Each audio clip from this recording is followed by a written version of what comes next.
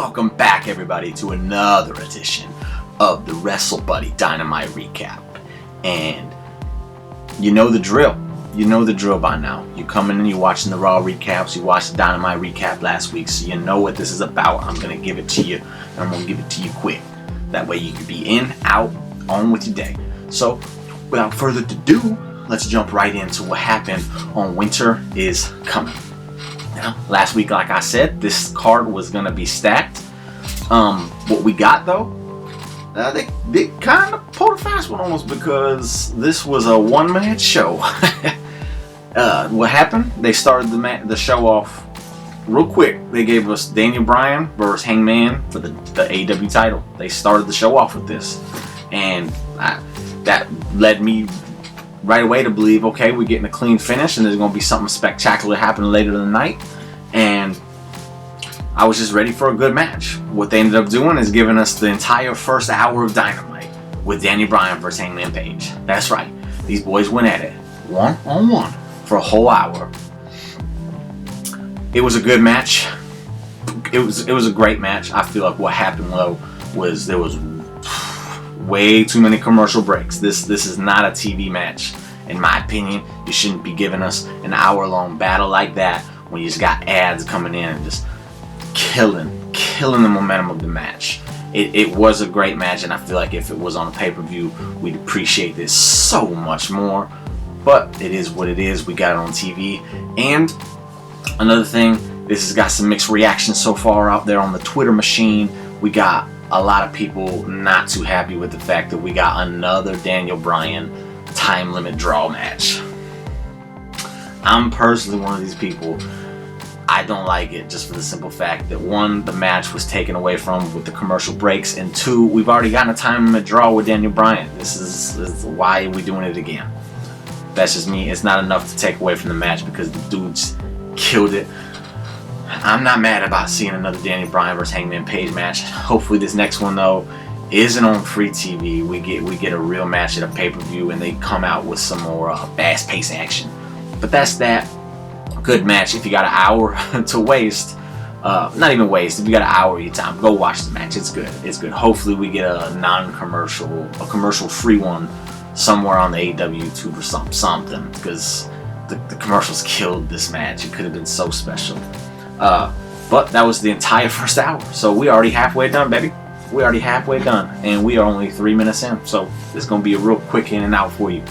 After that, we go to commercial break. We come back, and it's Adam Cole, Young Bucks, and Bobby Fish in the back, and they're sitting around some presents. There's a Christmas festive spirit. You know, Adam Cole, baby, he there, and he cutting a promo on the Best Friends, talking about, you know, we're going to do this. Every time you do this, we come back, we do that. It's just a typical promo about, you know, what we're going to do to set up a match that's going to happen later.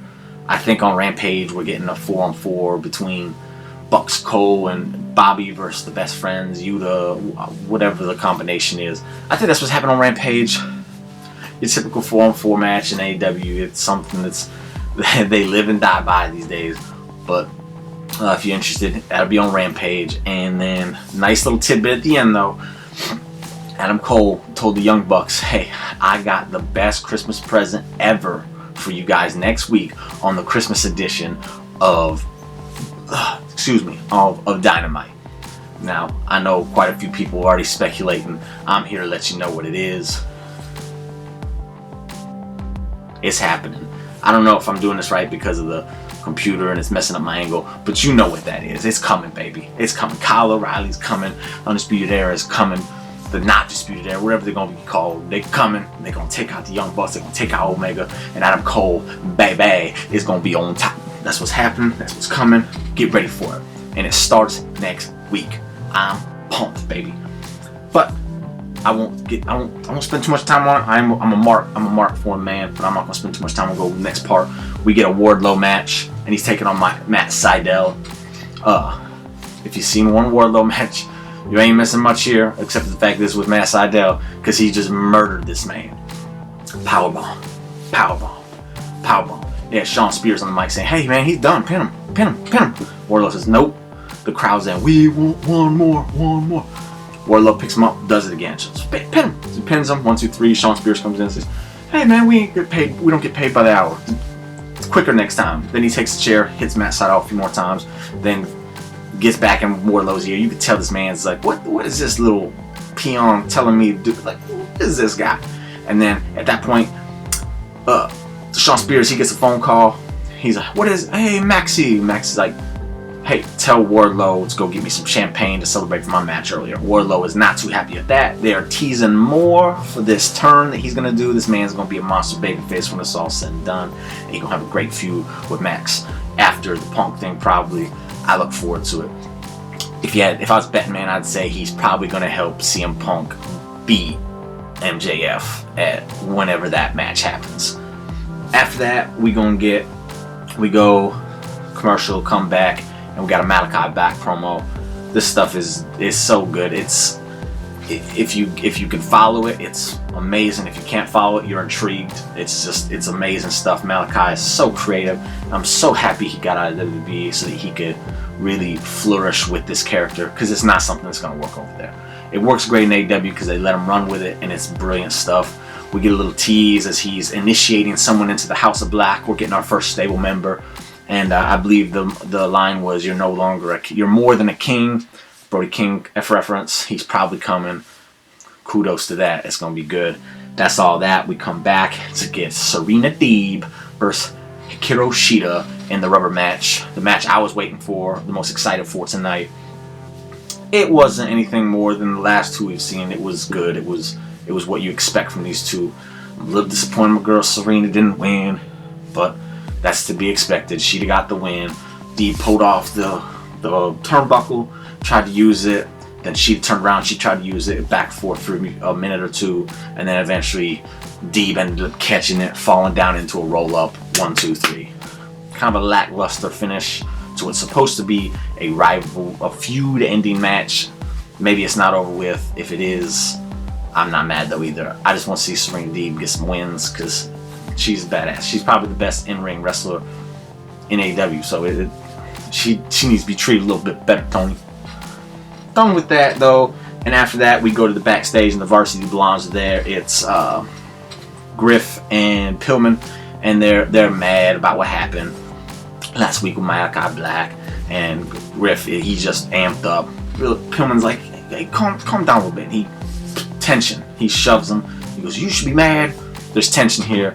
A breakup's coming. Good for Pillman. He needs to get away from this nonsense. And as a few have been speculating on the Twitter machine, that it's a possibility that you might see Pillman join the House of Black, which is fantastic. I think it would be good for him, best thing for him at this point.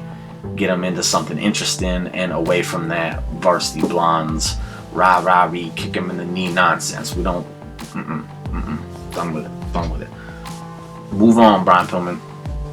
After that, we get a Hook hype video.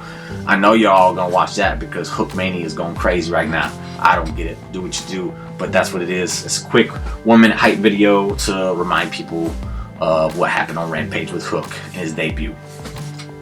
That's where I'm gonna leave it though. After that, we come back from a commercial break and we get another promo with Eddie Kingston. He's doing the Eddie Kingston stuff, yada yada. He wants 2.0. He wanted Danny Garcia. They took out his boy Ortiz last week.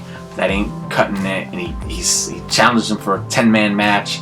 I think he said he's getting Lucha Brothers and Pride and Powerful with him, and he said you get whoever two you need. And I think 2.0 and Garcia, they ended up getting teamed up with Acclaimed, and that match is happening on Rampage. So you got a 4-on-4 on Rampage. And if that's not enough for you, you get a 5-on-5 match on Rampage. That's a little overkill if you ask me, but that's just me. If you're into it, Rampage is gonna be good for you. After that though, we come back. It's main event time because, like I said, the first match ate up the whole hour, so we're already at the end. MJF, Dante Martin. MJF comes out, microphone, doing what he does. He basically he gets a few of the little cheap heel pops in. Talking bad about the hometown, calling him incest, just the cheap stuff.